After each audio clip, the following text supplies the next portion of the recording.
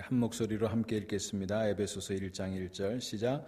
하나님의 뜻으로 말미암아 그리스도 예수의 사도된 바울은 에베소에 있는 성도들과 그리스도 예수 안에 있는 신실한 자들에게 편지하노니. 아멘. 하나님의 말씀입니다. 자, 오늘은 에베소서 세 번째 시간인데요. 1장 1절 후반부의 내용을 중심으로 묵상하겠습니다. 오늘 여기 본문의 후반부에 보면 에베소에 있는 성도들과 그리스도 예수 안에 있는 신실한 자들에게 편지하노니 이렇게 되어 있죠. 수신자를 밝히고 있어요. 이 편지를 받는 사람이 누구라고 그랬어요? 에베소에 있는 성도들 그리고 예수 그리스도 안에 있는 신실한 자들이다 이렇게 얘기했습니다. 자, 그런데 이게 지금 편지를 받는 수신인을 얘기하고 있지만 사실은 이 내용이 우리 크리스찬의 정체성을 얘기하고 있어요. 우리 그리스도인이 누구인가? 성도는 누구인가?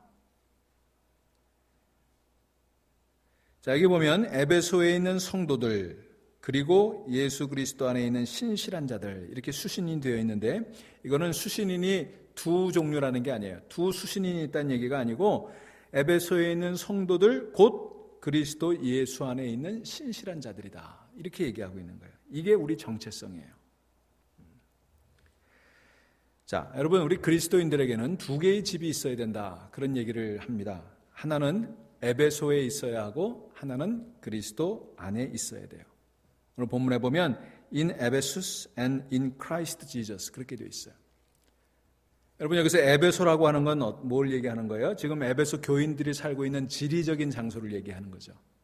지리적인 장소, 삶의 자리입니다. 여러분 우리 성도들에게 삶의 자리가 있어요. 여러분의 삶의 자리는 어디예요? 애틀랜타죠. 도라빌이고 쉔블리고 더누디고 버케드고 둘루스고 수완이고 존스크릭이고 이게 여러분들의 삶의 자리예요. 그러니까 오늘 에베소에 있는 성도들 이걸 우리에게 적용해 보면 오늘 애틀란타에 있는 성도들이라고 할 수 있겠죠. 그래서 우리가 살고 있는 그 자리 그게 바로 에베소예요.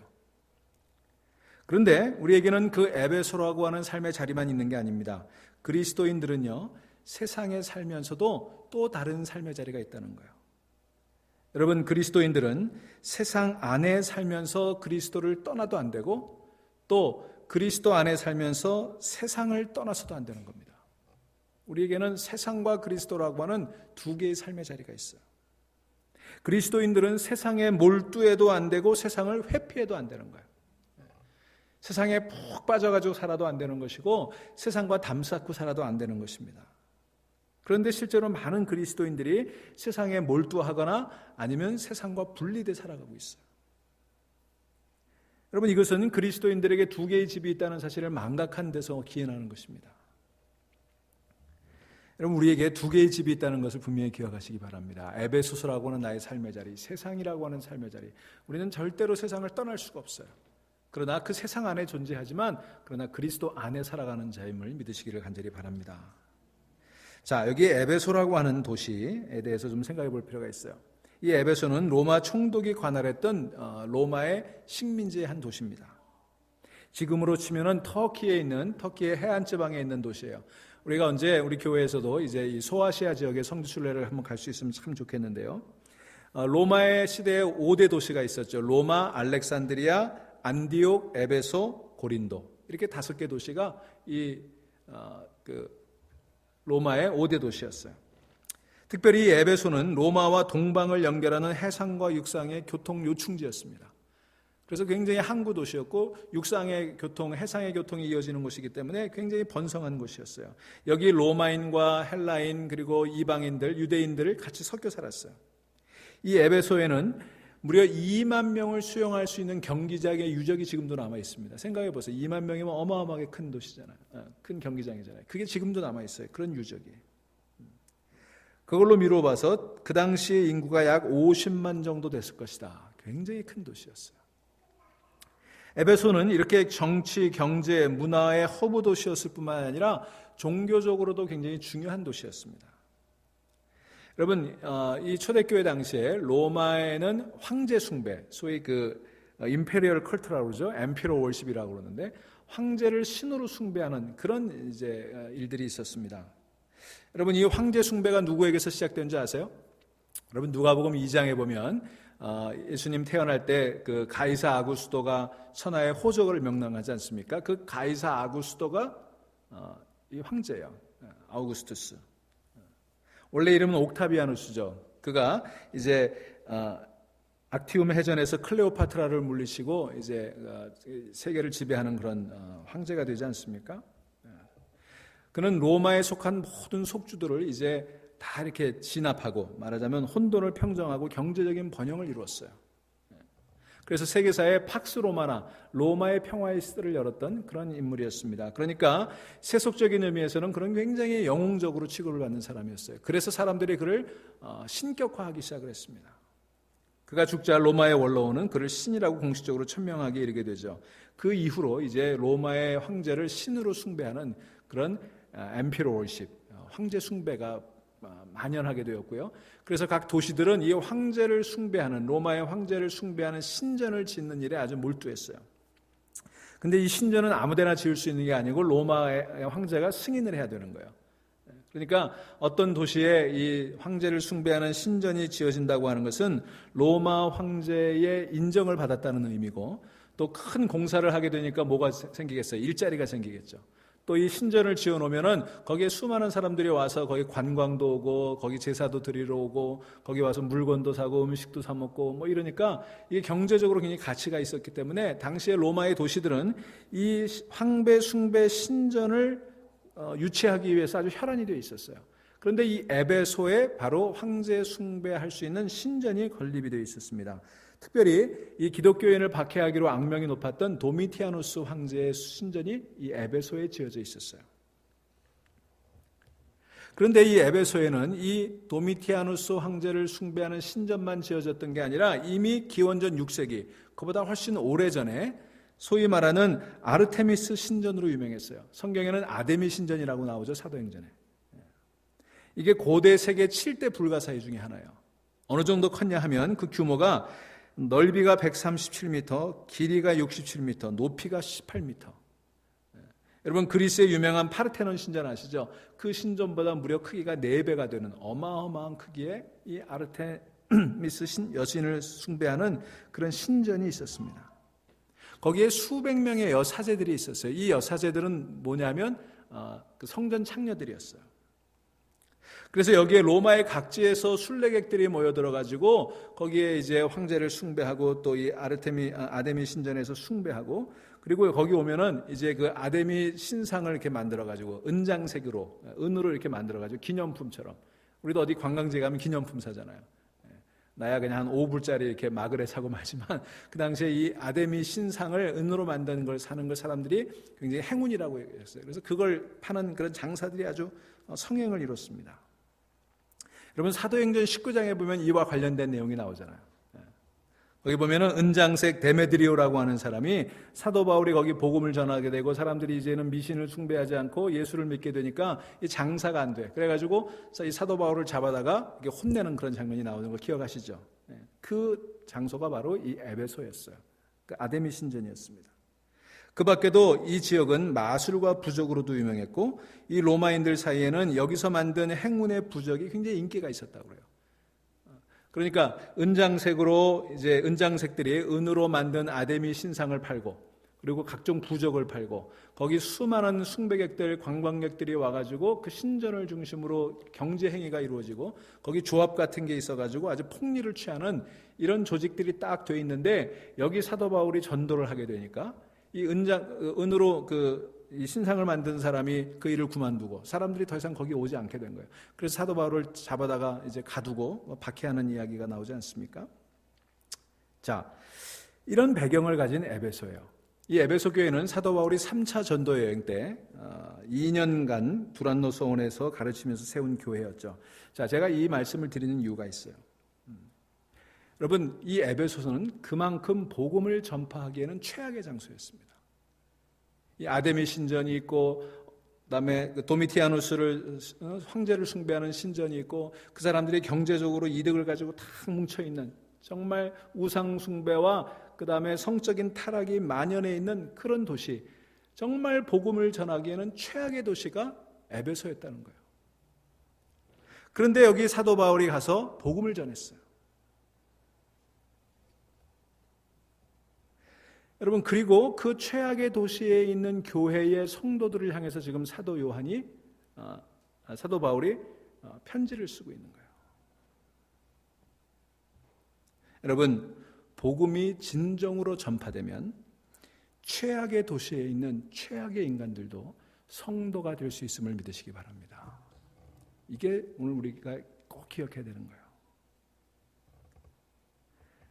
여러분, 사도행전 19장 19절에 보시면 이런 내용이 나와요. 또 마술을 행하던 많은 사람이 그 책을 모아가지고 와서 모든 사람 앞에서 불사르니 그 책값을 계산한 즉 은 5만이나 되더라.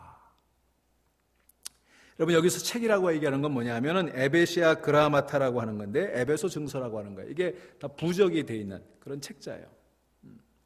이 부적들을 모아놓은 책자를 불태웠는데 그 값이 얼마나 됐다고요? 은 5만이에요. 은 5만. 여러분, 그 당시에 일용직 일꾼의 하루 품삯이 은 1 드라크마예요. 그런데 태워버린 부적이 은 5만 드라크마였어요. 그러니까 5만 명의 일당이 될 만큼의 그 부적을 불태워버린 거예요. 놀라운 일 아닙니까?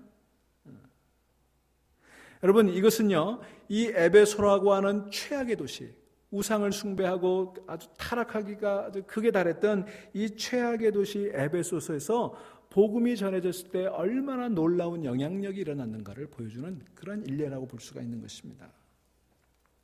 사랑하는 성도 여러분, 우리는 이 대목에서 진솔하게 우리에게 물어야 돼요. 에베소라고 하는 최악의 도시에 사도 바울이 복음의 빛을 전했을 때 거기에 복음의 영향을 받은 사람들이 교회를 세우고 성도가 되었다면, 여러분, 우리가 복음을 전할 때 우리 동네는 복음을 전하기에 최악이었거냐, 여기는 복음이 안 전해져, 여러분, 우리는 이런 얘기해서는 안 된다는 거예요. 그 사람은 세상 사람 다 믿어도 그 사람은 믿지 않을 거야, 여러분, 이런 얘기하면 안 된다는 거예요. 여러분, 아무리 최악이라도 정말 생명의 복음이 성령의 능력 가운데 담대하게 선포되었을 때 거기 최악의 인간도 성도가 될 수 있음을 믿으시기 바랍니다. 복음이 2000년 전에 에베소라고 하는 도시에서 그런 일을 감당했다면, 그렇게 에베소라는 도시를 복음이 강타할 수 있었다면, 오늘 우리가 살고 있는 이 에베소라고 할 수 있는 이 애틀란타에도 그런 일들이 가능해야 되지 않을까요? 우리가 살고 있는 이 애틀란타에, 도라빌에, 챈블리에, 더누디에, 버케드에, 마리에타에, 로렌스빌에, 수완이에, 조한스크릭에 이런 일들이 일어나야 될 줄로 믿습니다. 근데 어떻습니까? 지금 복음이 이렇게 강력하게 불어가고 있나요? 여러분, 왜 우리는 이렇게 강력하게 복음을 전하고 있지 못하는가? 그런 영향력을 왜 나타내고 있지 못하는가? 왜 그 부적을 5만 드라크마씩 불태워버리는 그런 일들이 일어나고 있지 않은가? 여러분, 우리는 이 문제에 대해서 부단히 질문을 던져야 되는 것입니다. 자, 그렇다면 도대체 어떻게 그 최악의 도시 에베소에 이렇게 심대한 복음의 영향력이 나타날 수 있었는가? 그것은 에베소에 있는 교인들이 성도였기 때문이에요. 성도였기 때문이다. 여러분, 우리 모두가 성도 될 수 있기를 주의 이름으로 축원합니다. 여기 성도라고 번역된 헬라어 단어가 하기오스라고 하는 단어예요. 홀리, 거룩하다는 말이죠. 여기 홀리, 거룩하다는 말에 정관사 더가 붙어서 the saints, 성도가 된 거예요. 여러분, 이 하기오스라는 말의 1차적인 의미는 구별되다라는 뜻이에요. 여러분, 그리스도인들은요, 세상으로부터 구별된 존재인 줄로 믿으시기 바랍니다. 그러면 제가 여러분들에게 오늘 저녁에 질문을 하나 드리죠. 여러분은 세상으로부터 구별되셨습니까? 우리는 세상으로부터 구별됐나요? 여러분, 세상으로부터 구별됐다는 말과 세상으로부터 분리됐다는 말을 우리는 구별해야 돼요. 우리는 세상으로부터 구별돼야지 세상으로부터 분리돼서는 안 돼요. 무슨 얘기냐 하면, 우리는 세상 속에 있으면서 세상에 속하지 않고 그리스도에 속해야 된다는 거예요. 세상과 담쌓고 그렇게 살아가는 것이 아니라 세상 속에 살아가면서 나는 그리스도에게 속했다라고 하는 그 의식을 가지고 살아가야 된다는 것입니다. 우리는 세상의 소유가 아니라 그리스도의 소유예요. 우리의 소유권은 그리스도에게 있는데 그리스도가 우리를 어디로 보내셨어요? 세상 속으로 보내셨어요. 우리는 보냄받은 자예요. 여러분, 지난 시간에 제가 사도라는 의미를 설명드렸죠. 사도는 뭐라고요? 보냄받은 자다. 여러분, 저와 여러분들은 세상으로 보냄받은 자임을 믿으시기 바랍니다. 우리는 세상으로 보내져야 돼요. 그게 하기오스라고 하는 말의 뜻이에요. 여러분, 구별되었다는 말이 주일날 교회에 다닌다는 뜻이 아닙니다. 그런데 실제로 많은 그리스도인들이 주일날 교회에 가는 것이 구별된 사람인 줄 알고 있어요. 그래서 주일날은 구별되고 평일날은 구별이 안 돼요. 여러분, 물론 외형적인 구별이 필요합니다. 그렇지만 정말 세상과 구별되었다는 뜻은 외형적인 의미가 아니에요. 우린 내면적으로 구별되어 있어야 된다는 거예요. 성도는 세상이 아니라 그리스도를 닮아가는 여정을 계속해 나가는 사람인 줄로 믿으시기 바랍니다. 우리는 그리스도를 닮아가는 사람이에요. 우리는 세상을 닮아가는 사람이 아니라 세상 속에서 그리스도를 닮아감으로 말미암아 그리스도의 모습을 세상에 드러내는 사람들이 되어야 돼요. 여러분은 이 여행을 하고 계십니까? 세상과 구별돼서 세상 속에서 그리스도를 닮아가는 여행을 하고 있냐고요. 여러분, 성도가 기도에 힘쓰지 않으면 세상을 닮게 되는 것입니다. 그러나 우리가 기도에 힘쓸 때 우리는 그리스도를 닮게 되고, 우리가 그리스도를 닮아갈 때 세상에 강력한, 이 사도 바울이 에베소에서 미쳤던 것 같은 그런 강력한 영향력들을 미치게 되는 줄로 믿으시기를 바랍니다. 여러분, 그래서 우리 그리스도인들에게 붙여진 최고의 직분은 뭐예요? 성도라는 거예요. 성도. 여러분, 장로가 아니에요. 목사가 아니에요. 권사가 아니에요. 집사가 아니에요. 우리에게 최고의 이름은 뭐예요? 성도인 것입니다. 여러분, 제가 장례 예배 드릴 때 순서지 만들죠. 여러분, 순서지 보시면 맨 앞에 제가 꼭 뭐라고 써요? 고인의 이름 앞에 뭐라고 쓰죠? 고, 성도, 아무개, 그 뒤에 장로, 집사, 권사 이렇게 붙입니다. 아마 그런 거 여러분들이 차이를 느끼셨는지 모르겠어요.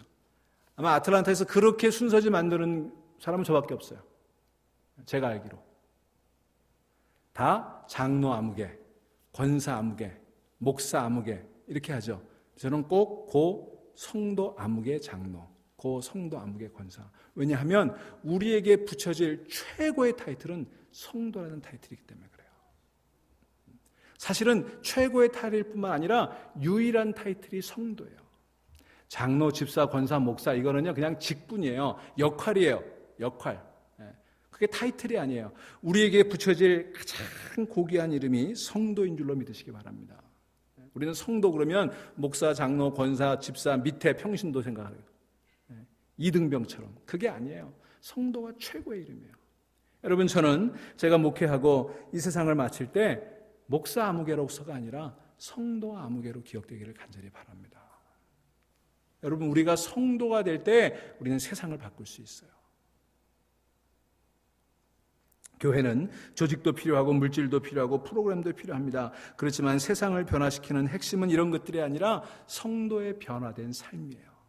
우리가 성도가 될 때 우리는 세상을 변화시킬 수 있어요. 에베소라고 하는 이 최악의 도시에 한 줌밖에 안 되는 그 성도들이 한 줌의 누룩이 밀가루 서마를 변화시켰던 것처럼 이 한 줌밖에 안 되는 성도들에 의해 그 소동이 일어나고 마침내는 로마 제국이 뒤집어지는 놀라운 일이 일어나지 않았습니까? 여러분, 그것은 그곳의 그리스도인들이 성도였기 때문이에요. 여러분, 오늘날 그리스도인들이 세상에 영향력을 끼치지 못하고 있는 이유는 오늘날 그리스도인들이 성도가 아니기 때문이에요. 여러분, 성도는요 세상에서 숨지 않습니다. 성도는 세상으로 계속 들어가는 존재입니다. 그리고 신실한 삶을 통해 세상을 변화시켜내는 사람들이 성도인 것입니다. 예수님께서 누가복음 14장에 소금이 좋은 것이나 소금이 만일 그 맛을 잃으면 무엇으로 짜게 하리요? 땅에도 거름에도 쓸데없어 내버리느니라 그랬어요. 여러분, 우리는 세상의 소금이잖아요. 우리가 세상과 공감해야 되지만 그러나 세상에 동화돼서는 안 돼요. 여러분, 세상과 공감하시기 바랍니다. 그러나 세상에 동화되지는 마세요. 그래서 우리에게 다시 한번 이 말씀을 요약하자면 우리에게는 두 개의 집이 있어야 돼요.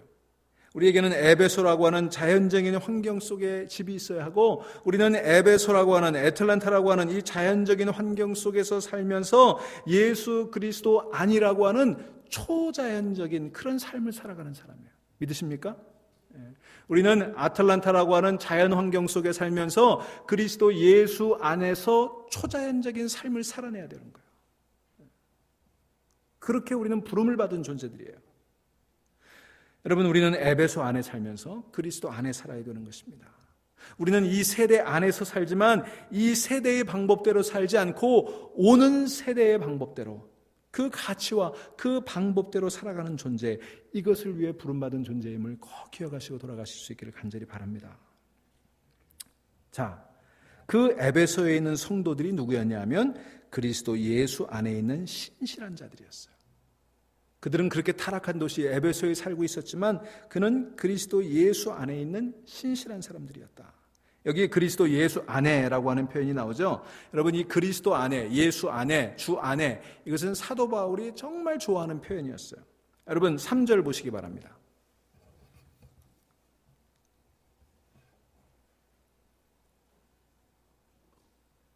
여러분, 바울이 얼마나 이 주 안에, 그리스도 안에라는 표현을 좋아했냐면 3절에 여기 중간에 아버지께서 그리스도 안에서 그랬죠. 4절에 곧 창세전에 그리스도 안에서 그랬습니다. 그 다음에 6절에 그가 사랑하는 자 안에서 그랬죠. 또 7절에 그리스도 안에서 그의 은혜의 풍성함을 따라 그랬습니다. 9절에 그의 기뻐하심을 따라 그리스도 안에서 그랬죠. 10절에 하늘에 있는 것이나 땅에 있는 것이 다 그리스도 안에서 그랬습니다. 또 11절 우리가 예정을 입어 그 안에서 기업이 되었으니, 12절 우리가 그리스도 안에서 전부터 바라던 그랬죠. 13절에 그 안에서 너희도, 또 그 끝에 그 안에서 또한 믿어 그랬습니다. 15절 보세요. 이로 말미암아 주 예수 안에서 그랬어요. 20절 그의 능력이 그리스도 안에서 역사하사. 몇 번 나와요? 그리스도 안에서가 몇 번 나와요? 정신없이 따라가느라고 물으시죠? 알아맞히면 제가 아이스크림 사드릴게요. 9번 나와요. 9번. 9번 나옵니다. 여러분, 이 1장이 전체 23절인데요. 그 중에 9번 그리스도 안에서라는 표현이 나와요. 여러분, 사도 바울은 표현을 조금씩 바꿔서 그리스도 안에서, 예수 안에서, 주 안에서 이렇게 하지만 어쨌든 이 주 안에서, 그리스도 안에서가 입에 붙은 사람이에요. 입만 열면 두 마디 중에 한 마디는 주 안에서요. 두 마디 중에 한 마디는 주 안에서. 여러분, 바울 서신 전체를 따져보면요, 무려 164번 주 안에서, 그리스도 안에서라는 표현이 나오는 것입니다. 바울은 한마디로 그리스도 예수 안에 있는 사람이었습니다. 저와 여러분들 또한 그리스도 예수 안에 있는 사람이 되어야 할 줄로 믿습니다. 여러분, 우리는 세상 안에 살지만 그리스도 예수 안에 살아가는 거예요. 그리스도인, 크리스천, 이 말은 그리스도 안에 있는 사람이다, 그런 뜻입니다. 여러분, 그리스도 안에서 살아가실 수 있기를 주의 이름으로 축원합니다. 자, 사도 바울은요, 심지어 4장 1절에 보시면 이렇게 말하고 있습니다. 그러므로 주 안에서 갇힌 내가 너희를 권하노니 너희가 부르심을 받은 일에 합당하게 행하여 그랬어요. 여러분 보세요. 사도 바울은 지금 어디에 갇혀 있습니까? 감옥에 갇혀 있죠. 근데 뭐라고 얘기해요? 내가 감옥에 갇혀서 쓴다 이렇게 안 하고 뭐라고 그랬습니까? 주 안에서 갇힌 내가. 여러분, 기가 막힌 얘기예요. 사도 바울은 감옥에 갇혀 있으면서도 자기는 감옥에 있다고 생각하지 않았어요. 나는 주 안에서 갇혀 있다. 여러분, 지금 바울의 이 피지컬 로케이션은 감옥이죠. 그러나 그의 스피리추얼 로케이션은 어디예요? 주 안에 있었습니다. 그는 육신은 비록 감옥에 있었고 육신은 로마에 있었지만 그의 영혼은 늘 주 안에 있었어요. 그는 풍랑이는 바다에서 빠져 죽게 된 상황 속에서도 나는 풍랑의 한복판에 있다고 생각하지 않고 주 안에 있다고 고백한 사람이었어요. 여러분, 어떤 처지에 있든지 주 안에 있음을 믿으시기를 주의 이름으로 축원합니다. 우리가 이민의 삶을 살아가면서 여러 가지 풍랑을 만나고 여러 가지 어려움을 당하고 건강의 어려움이 찾아오고 경제적인 어려움이 찾아오고 신분의 어려움이 찾아와도 우리는 주 안에 있는 거예요. 주 안에 있는 나에게 딴 근심이 있으랴. 그래서 바울은 근심이 없었던 거예요. 그래서 감사하는 거예요. 그래서 기뻐하는 거예요. 여러분, 우리 성도는 그 몸이 어디 있든지 영적으로 항상 주 안에 있어야 될 줄로 믿습니다. 여러분, 세상은요 바로 예수 그리스도 안에 갇힌 사람들에 의해서 바뀌게 되는 거예요. 세상을 누가 바꿔요? 그리스도 예수 안에 갇힌 자들이. 여러분, 우리가 예수 안에서 갇혀 있을 수 있기를 주의 이름으로 축원합니다. 그러면 그리스도 예수 안에 있다, 이게 그 의미는 느낌은 오는데 실제적인 게 뭔가? 여러분, 그리스도 안에 있다는 게 뭐예요? 예수 안에 있다는 게 뭐예요? 여러분, 오래전에 파리의 여인이라는 드라마가 있었는데 아세요? 이동건인가 하는 잘생긴 배우가 이런 대사를 썼어요. 내 안에 너 있어. 그래가지고 이 대사 때문에 여자들이 다 뒤집어졌다는 거 아니에요? 내 안에 너 있어. 무슨 뜻이에요? 내 안에 너 있어. 느낌은 오세요? 느낌은 오세요? 느낌이 아직도 오시는구나. 자, 그러면 주 안에 있다라고 하는 표현, 이 안에라고 하는 이 말, in, 영어로는 in 그랬어요. in Ephesus, in Christ 그랬죠. 헬라어로는 n이에요. n인데 이 헬라어 전치사 n이라고 하는 게 10가지 의미가 있다고 그래요. 10가지 의미가. 제가 오늘 10가지를 다 소개하려고 그러는데 여러분들이 너무 걱정하실 것 같아요. 4가지만 생각해 보도록 하겠습니다. 이 헬라어 n이라고 하는 전치사의 의미는요. n 그리스도 예수, 그리스도 예수, in Christ Jesus. 여기는 첫째로 동기를 나타냅니다. 동기. Because of Jesus Christ. 예수 그리스도 때문에. 그런 뜻이에요. 예수 그리스도 때문에. 두 번째는 목적을 나타냅니다. For Jesus Christ. 예수 그리스도를 위하여. 세 번째는 기준을 나타내요. According to Jesus Christ. 예수 그리스도를 따라서. 예수 그리스도를 따라서. 예수 그리스도의 기준을 따라서. 마지막으로 수단을 나타냅니다. By Jesus Christ. 예수 그리스도에 의해서. 자, 이 4가지를 요약하면 동기, 목적, 기준, 수단이라고 그랬죠? 무슨 얘기냐면 사도 바울이 이 에베소서 1장에서만 9번, 사도 바울의 편지 전부를 통해서 164번이나 예수 그리스도 안에서라고 하는 표현을 쓴 것은 이 4가지 용법을 생각해서 연결해 보면 이런 뜻이 되는 거예요. 예수 그리스도만이 내 삶의 동기요. 예수 그리스도만이 내 삶의 목적이요. 예수 그리스도만이 내 삶의 기준이요. 예수 그리스도만이 내 삶의 수단이 됩니다. 믿으십니까? 더 한마디로 얘기하면 뭐예요? 예수 그리스도만이 내 인생의 전부입니다. 여러분, 예수 그리스도 안에 산다고 하는 건 뭐예요? 예수 그리스도만을 위해서, 예수 그리스도 때문에, 예수 그리스도를 위해서, 예수 그리스도에 의해서 살아가는 사람, 예수만이 전부인 줄 알고 살아가는 삶이 in Christ Jesus, 예수 안에 사는 삶인 줄로 믿으시기를 바랍니다. 여러분, 신앙이라는 게 이런 거 아니에요? 여러분, 신앙생활이 뭐예요? 예수만을 위하여, 예수 안에서, 예수를 위하여, 예수 때문에, 예수에 의해서 살아가는 거, 이게 기독교 신앙의 전부예요. 여러분, 우리는 예수 그리스도와 연합하여 죽었고, 우리는 예수 그리스도와 연합하여 장사되었고, 우리는 예수 그리스도와 연합해서 부활한 줄로 믿으시기를 바랍니다. 그러므로 우리는 예수 안에서 누리는 모든 축복을 약속받은 사람들이에요. 여러분, 우리가 이것을 안다면요, 세상 이렇게 살아갈 수 없어요. 이렇게 시시하게 살아갈 수 없어요. 여러분, 이 감격이 전해지세요? 저만 흥분하고 있어요? 여러분, 예수가 삶의 동기고, 예수가 삶의 목적이고, 예수가 삶의 기준이고, 예수가 삶의 수단이 된다면 우리 이렇게 살지는 않을 거예요. 저도 마찬가지예요. 정말 예수가 내 삶의 동기고, 목적이고, 방법이고, 기준이 된다면 이렇게 허약하게 목회하지는 않을 것 같아요. 사랑하는 성도 여러분, 우리는 예수 그리스도 안에 있는 줄로 믿으시기를 바랍니다. 근데 여러분, 이것은요, 우리가 예수 그리스도 안에 있다는 것은 예수 그리스도와의 연합만을 얘기하는 건 아니에요. 또 한 가지가 있어요. 그 의미는 예수 그리스도와의 연합과 더불어서 예수 그리스도와 연합한 다른 성도들과의 연합까지를 얘기하는 거예요. 나만 예수 그리스도와 연합되어 있는 게 아니라 예수 그리스도와 연합되어 있는 다른 성도들과도 내가 연합되어 있다. 여러분, 이게 복음의 능력입니다. 여러분, 우리는 예수 그리스도로 말미암아 새로운 가족이 되었어요. 형제 자매가 된 거예요. 그냥 교회에서 형제님 자매님 부르는 그런 차원이 아니에요. 여러분, 우리는 진짜 형제고 진짜 자매예요. 여러분, 이것을 누리고 계십니까? 잘 못 누리시는 것 같아요. 그 형제가 원수고 그 자매가 원수인 것 같아요. 여러분, 갈라디아서 3장 28절에 보면 너희는 유대인이나 헬라인이나 종이나 자유인이나 남자나 여자나 다 그리스도 예수 안에서 하나다 그랬어요. 믿으십니까? 이게 복음의 능력이에요. 여러분, 복음은 이 세상에 존재하는 모든 차별과 장벽을 다 무너뜨렸어요. 다 무너뜨렸어요. 여러분, 세상에는요, 차별과 장벽이 존재해요. 근데 교회는 다 무너져야 되는 거예요. 여러분, 교회 이런 게 없어야 돼요. 여러분, 교회 안에 차별이 있으면 안 돼요. 교회 안에 장벽이 있으면 안 돼요.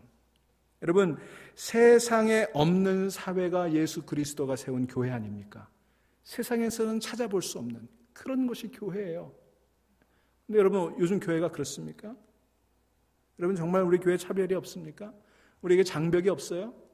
우리 남과 우리를 갈라놓는 그런 벽을 다 허물었습니까? 너는 죄인이고 나는 의인이고 이런 장벽 다 허물어졌습니까?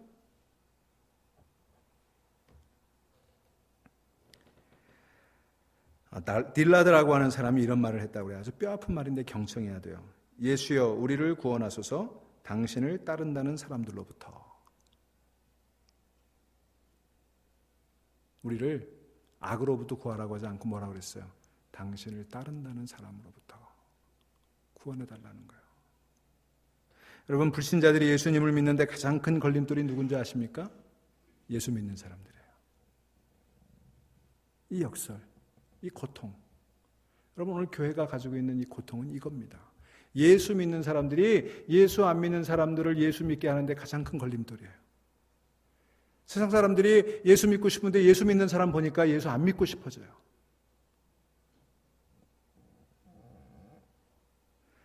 여러분, 오늘 본문은 매우 단순한 말씀이에요. 그저 편지의 수신인이 누군지 얘기하고 있어요. 무슨 심오한 은혜가 되는 말씀이 아닌 것처럼 여겨집니다. 에베소에 있는 성도들, 예수 그리스도 안에 있는 신실한 자들, 근데 그게 정말 심오한 얘기예요. 여러분, 우리가 예수 그리스도 안에 성도 될 수 있기를 주의 이름으로 축원합니다. 신실한 자들 되기를 원합니다.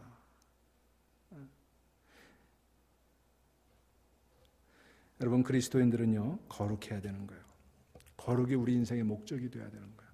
우리가 정말 거룩할 때, 거룩의 모양이 아니라, 거룩의 흉내가 아니라 정말 삶으로부터 거룩해질 때, 여러분, 우리는 세상을 뒤집어 엎을 수 있습니다. 에베소 교회가 그 에베소의 그 척박한 환경 속에서 정말 놀라운 영향력을, 그렇게 강타했던 것 같은 그런 영향을 우리가 미칠 수 있는 거예요. 여러분, 교회의 거룩함은 결코 타협할 수 없는 교회의 본질입니다. 성도의 거룩함은요, 정말 타협할 수 없는 본질이에요. 이제 말씀을 마치고자 합니다. 그리스도인의 정체성은 무엇입니까? 에베소에 있는 성도요, 예수 그리스도 안에 있는 거룩한 자. The saints in Ephesus and the faithful in Christ Jesus. 이것이 그리스도의 정체성이에요. 이것이 하나님께서 세상에 내어놓는 대안이에요. 여러분, 세상은 우리 그리스도인이 변하면 변합니다. 여러분, 세상을 바꾸려고 하지 말고 우리가 변해야 돼요. 내가 성도가 되면 됩니다. 내가 그리스도 안에 있으면 되는 거예요. 내가 신실한 자가 되면 되는 거예요. 이 변화는 너로부터 시작되는 게 아니라 나로부터 시작이 되고, 이 변화는 다른 교회로부터 시작되는 게 아니라 우리 교회로부터 시작되면 되는 거예요. 여러분, 우리가 성도가 되고 우리가 그리스도 안에 신실한 자가 될 때 여러분, 세상이 변합니다. 이것을 믿으십니까? 여러분, 세상은 참 악합니다. 그렇지만 이 악한 세상도 우리가 성도가 되고 우리가 그리스도 안에 있고 우리 교회가 되면 이 세상은 변하게 될 것입니다. 사랑하는 여러분, 저와 여러분이 성도 될 수 있기를, 목사 되려고 하지 말고, 장로 되려고 하지 말고, 권사 되려고 하지 말고 우리 성도가 되십시다. 그리스도 안에 있읍시다. 세상 안에서 그 자연적인 환경 속에 살면서 그리스도 안에라고 하는 초자연적인 삶을 살아낼 때 우리는 이 세상을 놀랍게 변화시켜내고 이 세대가 아니라 오는 세대의 가치를 따라 살아가는 아름답고 놀라운 위력적인 삶을 살아가게 될 줄로 믿습니다. 기도하시겠습니다.